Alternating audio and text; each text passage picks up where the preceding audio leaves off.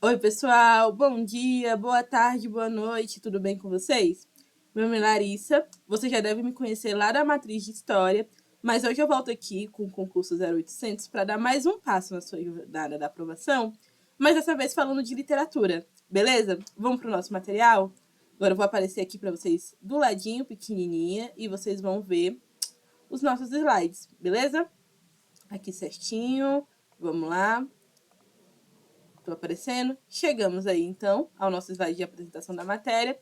Antes da gente começar, vamos dar uma recapitulada, lembrando do que a gente falou na última aula, né? Na nossa última aula de literatura, a gente estava falando sobre escolas literárias. E aí a gente falou que as escolas literárias são divisões, né, didáticas que a gente faz de textos literários, de obras literárias, para facilitar os nossos estudos.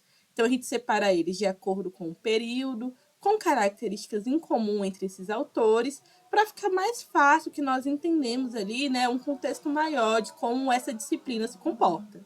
Tranquilo? Fácil, né? Então, na nossa última aula, a gente fez um apanhado geral ali das principais características e dos principais autores das escolas literárias mais importantes para a nossa prova, né? Então, a gente falou das escolas europeias, que é começando ali pelo trovadorismo, depois pelo humanismo e pelo classicismo. Aí a gente chega na literatura que vai ser desenvolvida aqui no Brasil, né? Começando lá com o quinhentismo, que é aquela literatura de formação e de informação. Informação, porque vai informar sobre o território da colônia para a metrópole, né, que é Portugal, e formação, que é aquela que vai catequizar os indígenas aqui em território nacional. Tranquilo? Aí depois a gente tem o barroco, o arcadismo, o romantismo, o realismo, que a gente viu que é bem importante para a sua prova, porque nele a gente vai começar a ter as críticas sociais, né? Um movimento de muita efervescência política, com muitos debates sobre os temas do cotidiano brasileiro e com o expoente de Machado de Assis. Esse é bem provável que caia na sua prova. Saindo ali do realismo, a gente tem o naturalismo, o parnasianismo e o simbolismo. E a gente acaba as escolas literárias brasileiras com o modernismo. E a gente hoje vai ter uma aula dedicada a ele. Por quê? Porque o modernismo é dividido em 3 fases. E geralmente é a escola literária que mais tem chances de cair na sua prova, junto ali com o realismo e com o barroco, certo? Vamos lá, vamos entender então como funciona direito essa história de modernismo.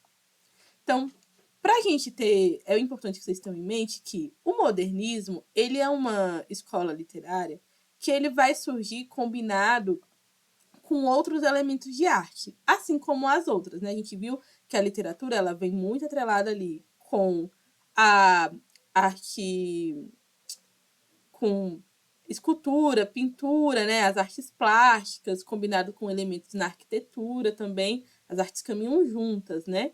E não vai ser diferente com o modernismo. Então, a gente vai ter aqui artes plásticas, a gente vai ter também elementos refletidos na arquitetura, a gente vai ter também o nosso tópico principal, né? Que é literatura também, mas também muita influência política e tudo mais. Tranquilo? Fácil até aqui, né?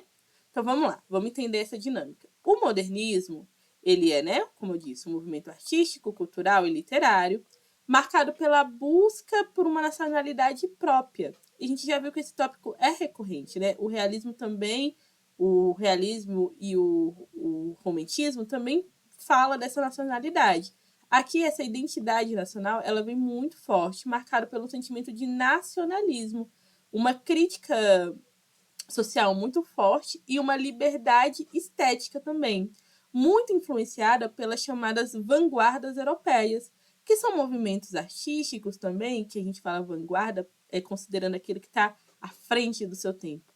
Esse termo, ele tem muitas problemáticas, assim, ele é muito criticado pela historiografia, mas vamos entender como vanguarda, né? Aqueles artistas que estavam fazendo coisas fora da curva, fora do esperado. Por isso a gente considera ele à frente do tempo. Beleza?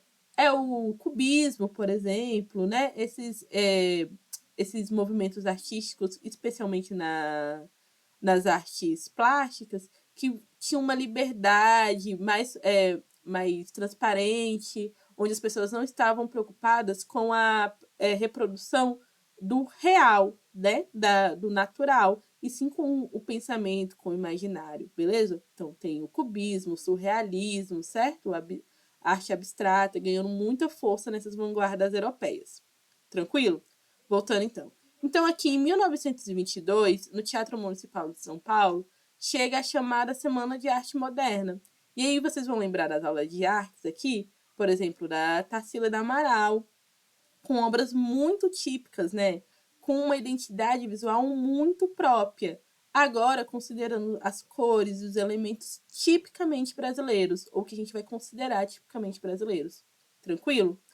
A gente pode dividir o modernismo em 3 fases. Então, a gente tem a primeira fase, que é de 1922 a 1930, que a gente chama de fase heróica, né? Que é a fase de disruptura, de quebra com os movimentos antigos ali, principalmente com o simbolismo, que é o que vem antes, né? Que é para justamente essa busca pela identidade, por uma identidade própria.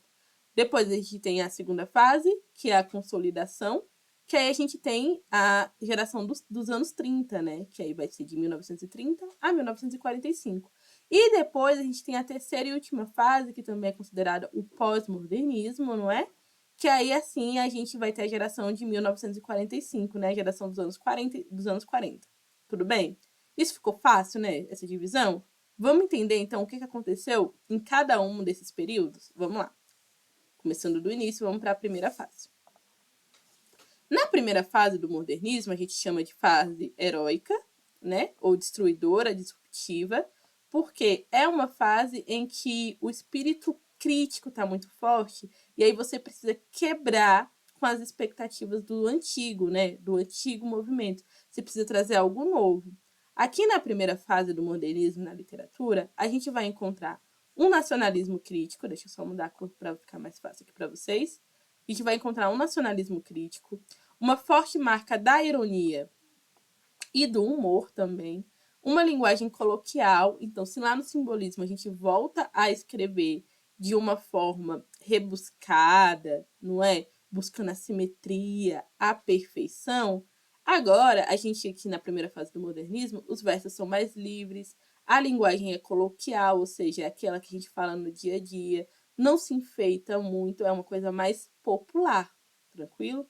E aí, fruto dessas características, a gente tem alguns movimentos surgindo, né? Alguns desdobramentos desse movimento surgindo, que é ali o movimento pau-brasil, o movimento antropofógico, o movimento regionalista e o movimento verde-amarelo, que vão se manifestar em que vão se manifestar em manifestos é ótimo, né? Mas que vão se apresentar ao mundo através de manifestos, de jornais, de textos, entendeu? De crítica. Então, aqui, por exemplo, a gente tem o manifesto antropofágico com a imagem do Abupuru aqui, ó, da Tarsila do Amaral, e o texto clamando por essa nacionalidade tipicamente brasileira. Beleza? Tranquilo aqui?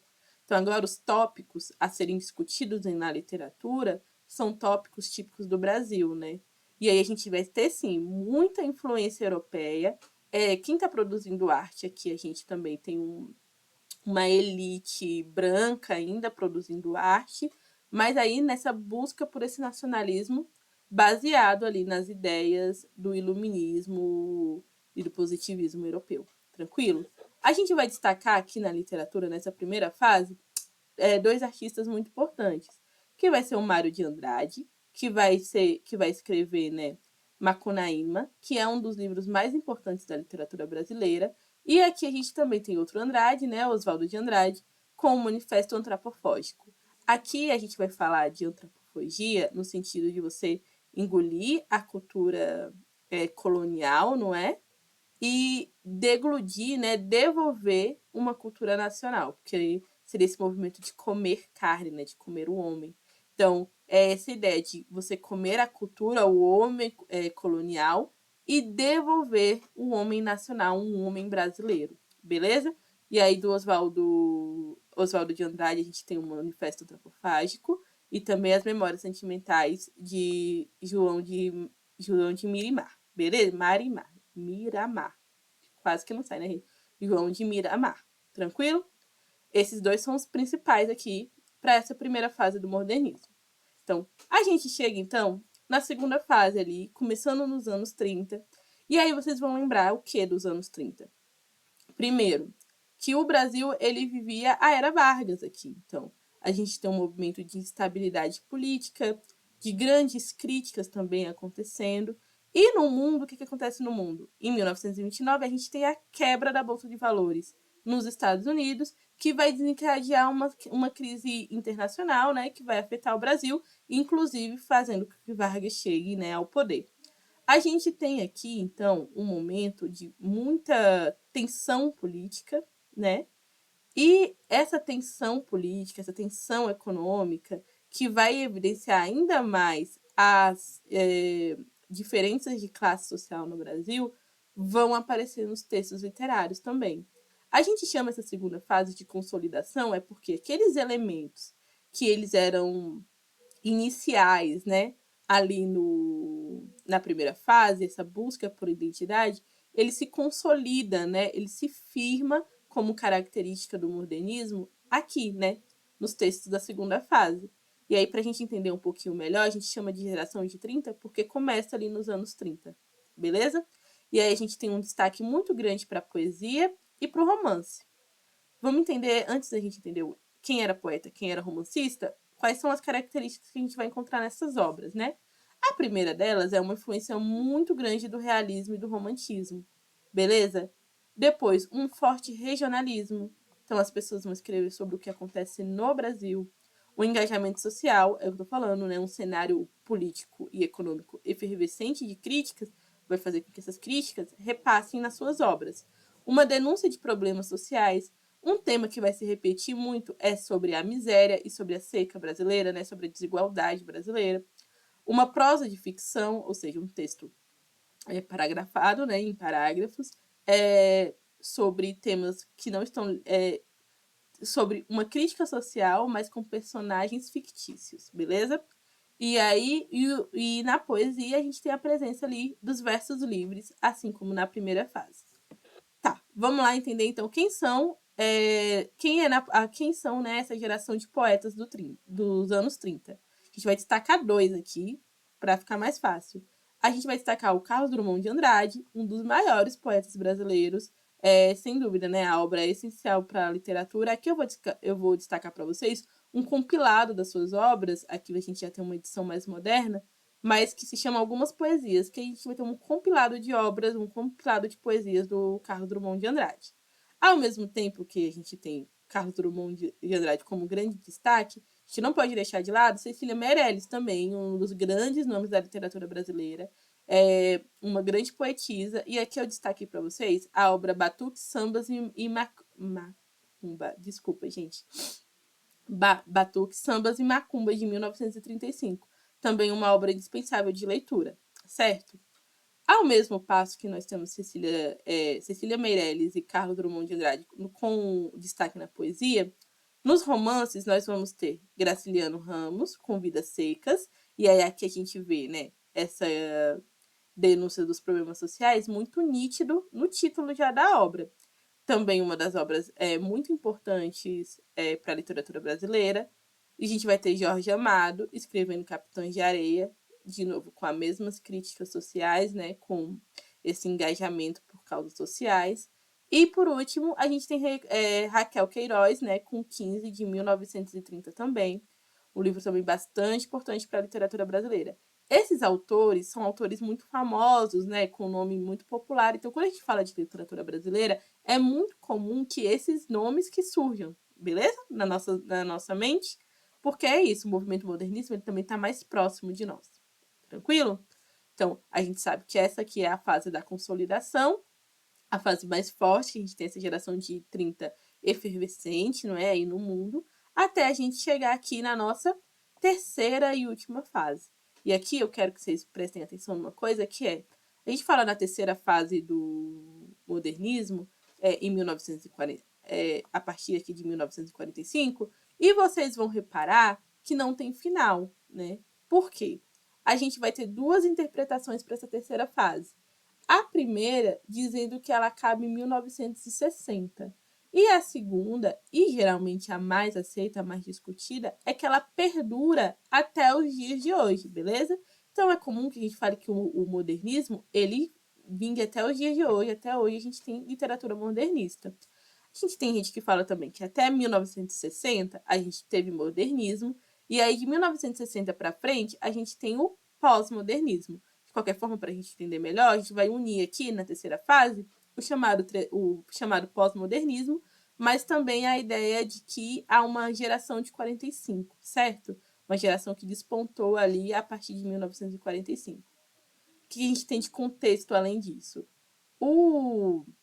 A terceira fase do modernismo, ela surge também como o fim da Era Vargas, né, ali no finzinho da Era Vargas, e também como o fim da Segunda Guerra Mundial, mas a marca pela, ali, né, pela polarização do mundo em União Soviética e Estados Unidos, ainda aquela forte crítica, né, social, com as pessoas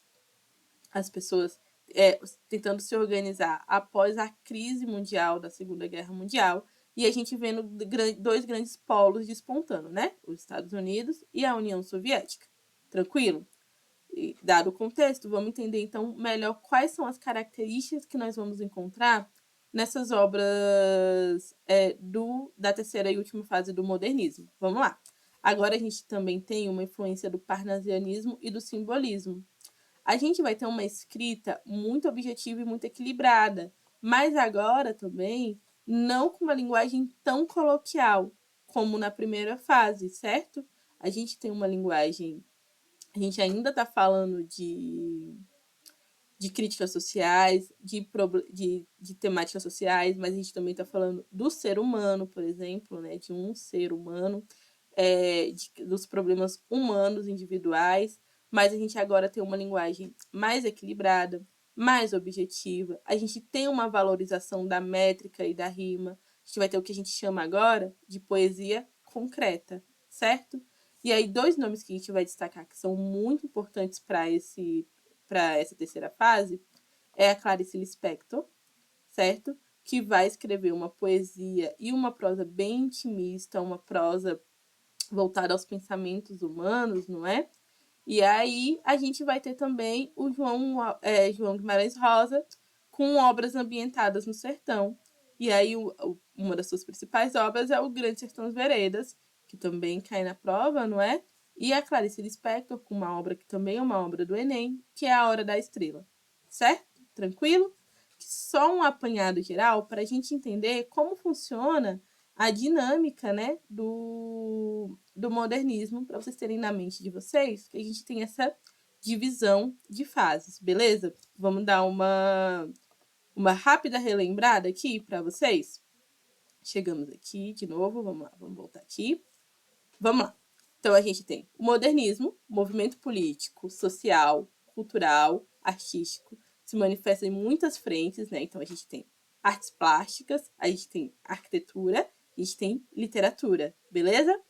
Esse movimento ele vai trazer para a gente uma busca por uma nacionalidade própria, uma reflexão sobre os problemas tipicamente brasileiros, beleza? A gente vai dividir ele em 3 fases. Primeira fase, a gente vai falar sobre uma consolidação, não é, do movimento, muito influenciado pelas chamadas vanguardas europeias, certo?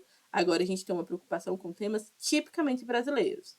Segunda fase, a gente chama de consolidação, porque aqueles tópicos levantados lá na primeira fase, com início na Semana de Arte Moderna, agora ganham um corpo, a gente tem tanto uma grande produção de poesia quanto de romance, certo?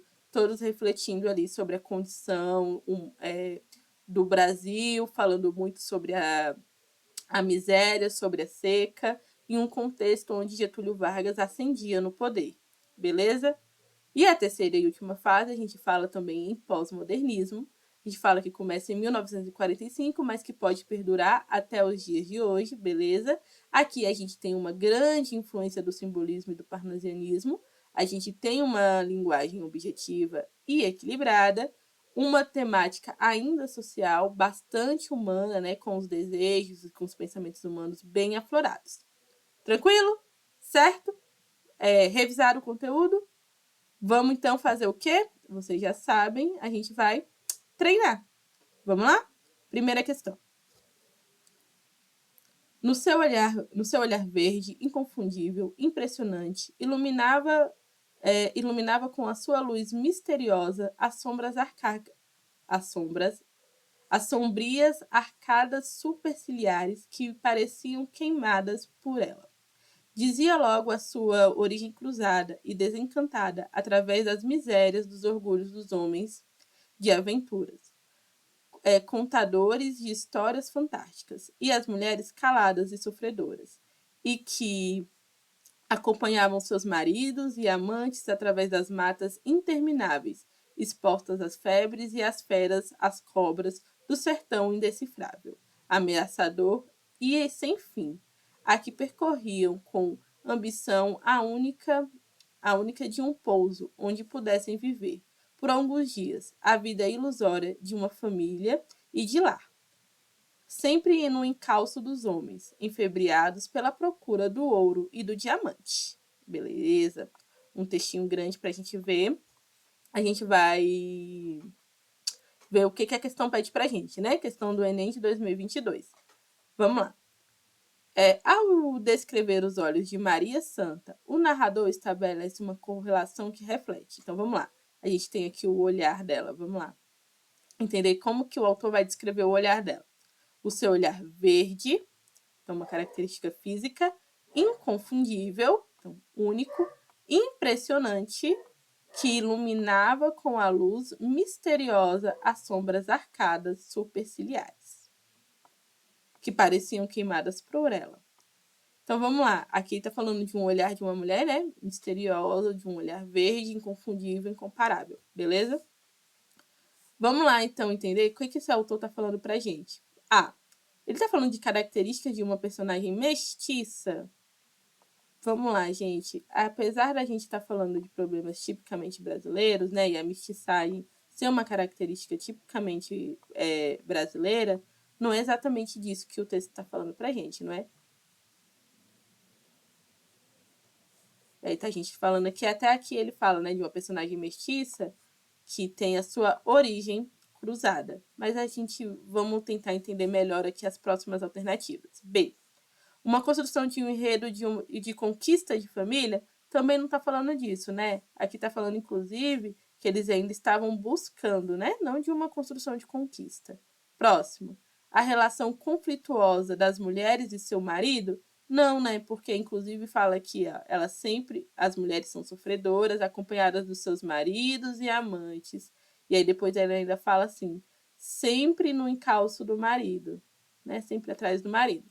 Não é necessariamente de uma relação conflituosa aqui, apesar de poder existir conflito, mas a gente está extrapolando a questão. Nostalgia do desejo de viver como os antepassados? Também não está falando disso, não fala nem nada de nostalgia de viver como os antigos antepassados. Próxima. A marca dos antigos sofrimentos no luxo da consciência? Acho que pode ser essa, não pode? A gente está falando aqui, vamos lá. A gente está falando aqui da marca do sofrimento, porque aqui fala da sua origem cruzada, desencadeada através das misérias e dos orgulhos dos homens de aventura, não é? E dos contadores de aventura, dos contadores de histórias fantásticas. E aí aqui continua com mulheres caladas e sofredoras que acompanham seus maridos. Então está contando de que um relato de mulheres que já sofriam com a marca de sofrimentos antigos que acompanham caladas e ainda sofredoras os seus maridos. Então, acho que é a E. Vamos lá? Vamos pro nosso gabarito? Certinho, tranquilinha essa, né? Um pouco longa, né? A gente vai ver que as provas do Enem de literatura, elas são textos bem longos, bem trabalhosinhos pra gente entender bonitinho, mas dá pra fazer, beleza? Vamos lá? Vamos pra próxima? 2, vamos lá. Chegou. Vamos lá. O farrista. Quando o almirante Cabral pôs-se as patas no Brasil, o anjo da guarda dos índios estava passeando em Paris. Quando ele voltou de viagem, o holandês já estava aqui. O anjo respirava alegre. Não faz mal, isso é gente boa. Vou arejar outra vez. O anjo transpôs a barra. Diz adeus, Pernambuco. Faz barulho, vucu-vucu. Tal e qual o Zeppelin.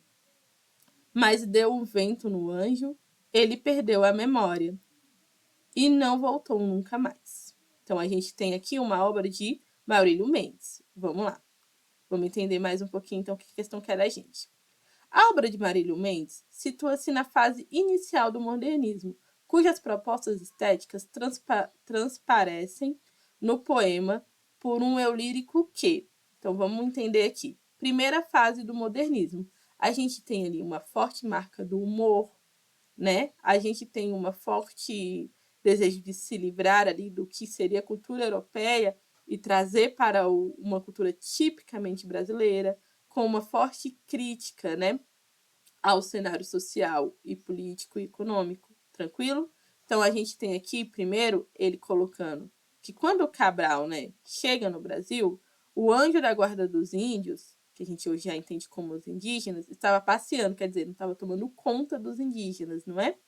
E aí, quando o holandês chega, esse tal anjo da guarda, ele sai de novo achando que os holandeses são inofensivos. E aí vão embora. Aí, quando ele vai embora, ele perde a memória e não volta nunca mais. Deixa os indígenas, né, à deriva e sem proteção. Se eu preciso de proteção, é porque algo ali é perigoso. Mas essa ideia de um anjo da guarda dos indígenas, de um anjo que voa, que vai para Paris passear e não está tomando conta dos indígenas, de um anjo que perde a memória, está muito ligado ao quê? Ao humor, à ironia, beleza? E aí essa ameaça também da cultura colonizadora. Tranquilo? Deu para entender fácil essa, né? Vamos lá, vamos ver o que a questão pede da gente. Então, vamos lá? O poema... Cadê meu mousezinho? Achei. Vamos lá, voltando. Deixa eu pegar a caneta aqui de novo, vamos lá. Fase inicial do modernismo, cujas propostas estéticas transparecem no poema por um eu lírico que... Eu lírico seria a espécie de narrador do poema, né? Vamos lá. Que configuram um ideal de nacionalidade com integração regional. Tá falando de integração regional aqui? Não, né? A gente não tá falando isso. Remonta ao colonialismo, assente sob o viés de iconoclastia.